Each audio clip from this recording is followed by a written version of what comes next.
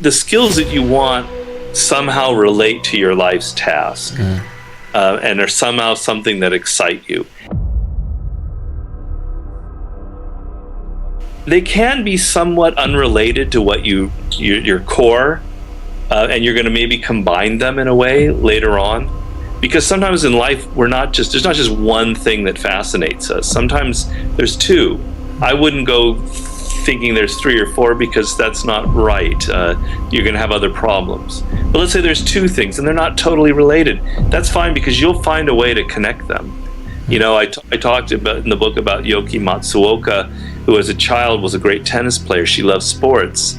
And then she got into electrical engineering and robotics. 2 things that are, sports and that seem so unrelated. But she thought she found a connection to them in that she later designed the perfect robotic hand because she was so fascinated with the hand in sports. So you'll make a connection at some point. They can be unrelated, but they have to be something that personally excites and interests you. Because learning isn't just a question of taking in information. There's a depth that's involved. It has to be absorbed into your long-term memory. We've all had the experience. I remember when I was in college, to graduate, I had to take a class in the sciences because I had a background in the arts. I had to take a class in pharmacology. And in the space of 3 weeks, I had to memorize like 1,000 different drugs and what happens to them in the body. I can't retain one single bit of that knowledge now. It just went in one ear and out the other. So there's learning something like that, and there's like really absorbing it and getting it deep in there. So that's what you want. You want to get a skill that's wired into your nervous system. You want to repeat something over and over and over again, not to the point of boredom, because that has other problems, but it's the intensity of your concentration that matters. So it's better to spend a half hour doing something in which you're so focused. The door is closed, the internet is off, nobody can bother you. You spend a half hour and you really look at something. Then, as opposed to 4 hours where you're kind of half paying attention, you're going like this, people are talking to you, nothing gets absorbed into the soil and it's useless. So the quality of your attention, the focus, the intensity is what will make you learn faster. If you're wanting to learn French and you go to France and you're speaking it every day, you're going to learn really fast. Order something on the menu and people are getting angry at you for this, that, and the other. You have to learn, so you learn quickly. It's the quality of your attention that will make you learn faster, and how focused you are. That's the only shortcut I can think of. Well, we've kind of covered everything, but I'll look at it. Let's go at it from a slightly different angle. The same ideas. The key is choosing the right career and the vocation. Everything else will kind of fall into place if you're able to do that.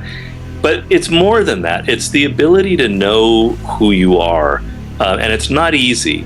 It seems so obvious, but it's not easy, because in the world we live in with Facebook and social media, etc., we listen so much to other people that we're not really aware anymore of the things that we like and we don't like, and so we make really bad decisions in the world.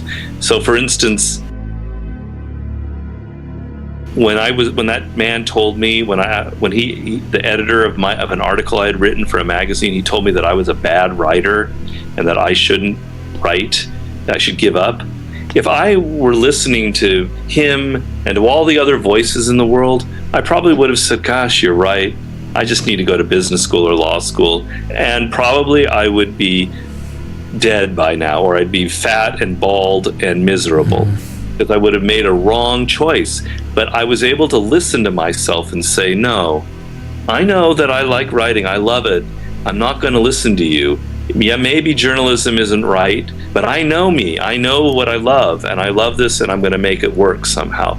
But a lot of people aren't listening to themselves. They're not tuned to what they really love. They're not paying attention. So when something bad happens, they make a really poor choice, a poor response to this, because they're thinking what their parents are telling them to do or what other people.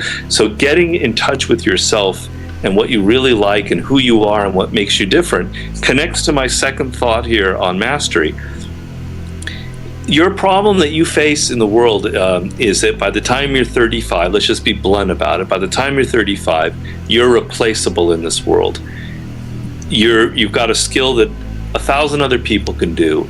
1,000 other people who are 24, who are going to charge, who I could pay half as much, and who are more energetic and youthful, and therefore you're downsized, you're redundant, and that's going to inevitably happen to you unless you have something that makes you different from others. You have a set of skills that makes it so nobody can replace you. Okay, so finding that voice inside of you that tells you I was meant to do this, learning the skills that you were meant to learn that really appeal to you, and then letting things happen. An opportunity comes, and you start a business or you write a book or whatever it is that's different, weird, peculiar, it just reflects who you are. There's nobody else who can do it, and that's the key to success. The size of your brain when you were born, or anything, it's a question of, can you get to that 10,000 hour point? Do you have the patience, the persistence, the resilience to accumulate so many hours of practice, transforming your love, as you say, into expertise or into mastery? And the thing is, there's going to be boredom involved. There's going to be setbacks. People are going to criticize you. It's never going to be easy. And a lot of people stop. They hit a wall. They fail. Their business that they started didn't work, and they go, "Oh, damn! I'm going to just go get a job because I can't stand this." They hit a wall. Are you going to be able to get past those inevitable walls that happen to every single great person or every great master? You can do it if you really truly are excited and interested and love the subject that you've chosen. So if you really love what you're doing, you're not thinking of the 10,000 hours, as you're probably not counting the hours as you, because it doesn't feel like that. So that's the power that happens if you choose your life's task, the vocation that you were meant to do.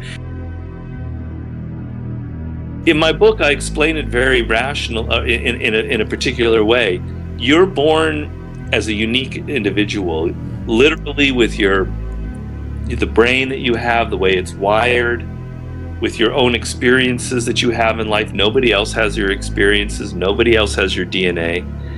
So you're meant to take in your career to create something that reflects that basic uniqueness about you, to create a website like you have done that reflects your particular interests and your particular experience.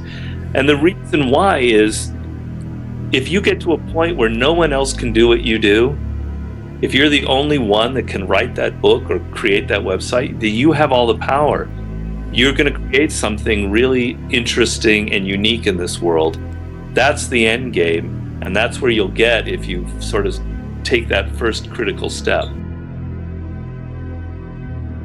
It's a great story. I mean, I've met so many people, especially in the last few years, who have a similar story to you, where they pursued law or something in the corporate world and they hated it, and then they were able to get out and find, the internet is amazing for that, where you can create something that's totally your own, and you can write your own ticket. Maybe you don't make immediately as much money, but you're much more excited.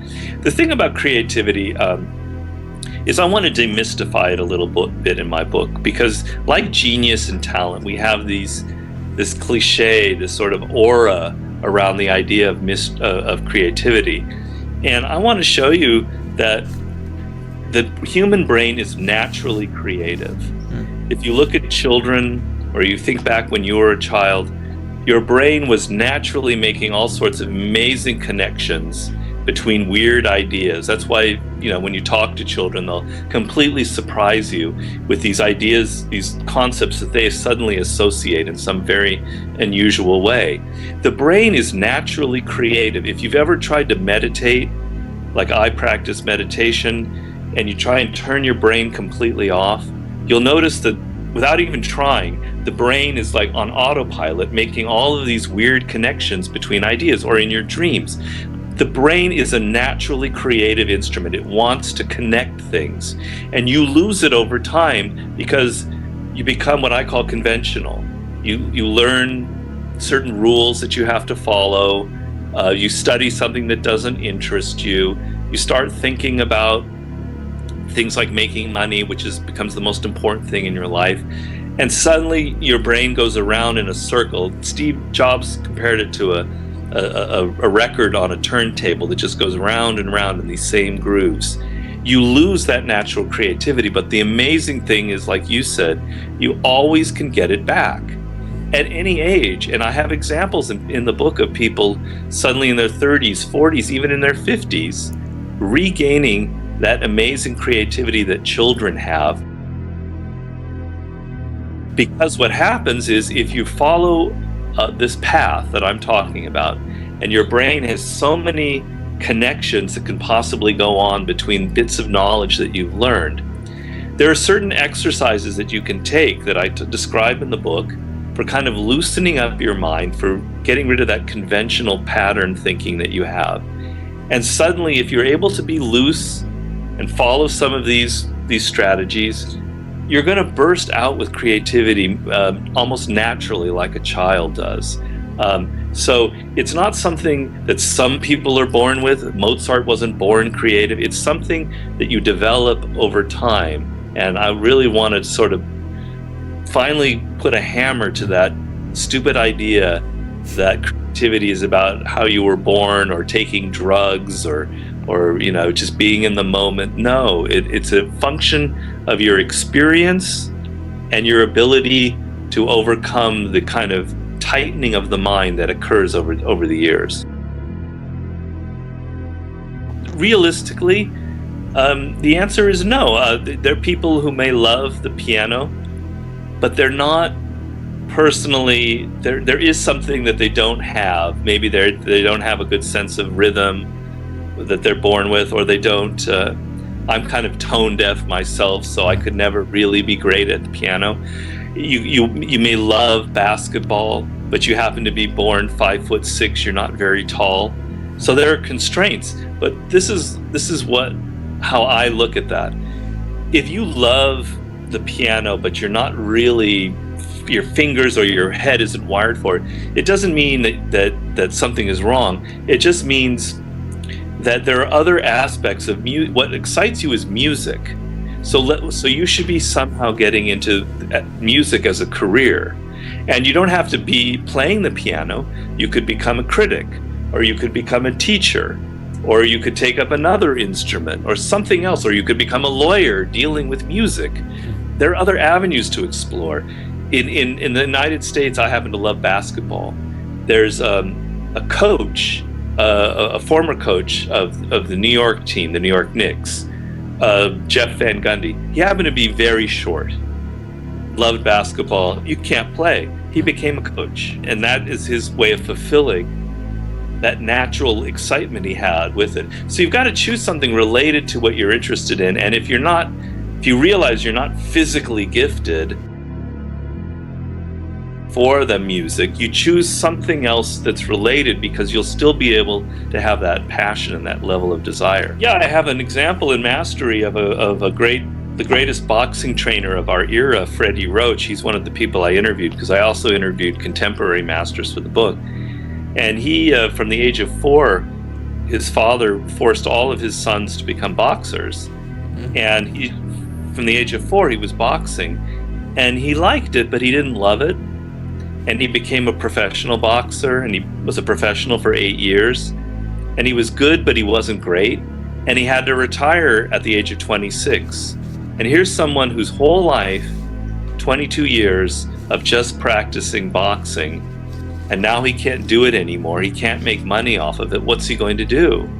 And his whole life could have just fallen apart at that moment, but he one day wandered back into the gym and just started helping out the younger boxers, just sort of helping them out. And he realized, like I realized, oh, I should be writing books. He realized, oh, I was meant to be a trainer. Like you said, he's not the player because for whatever reason, he's not good enough. But he would be an amazing coach. And in coaching, he doesn't have to take punches, but he can be competitive and strategic. He can do everything that he loves. So it's never like exactly a straight line to that perfect job. You've got to be awake and aware and see what fits and doesn't. And sometimes it's something not exactly what you thought it would be, but it's related enough that it excites you.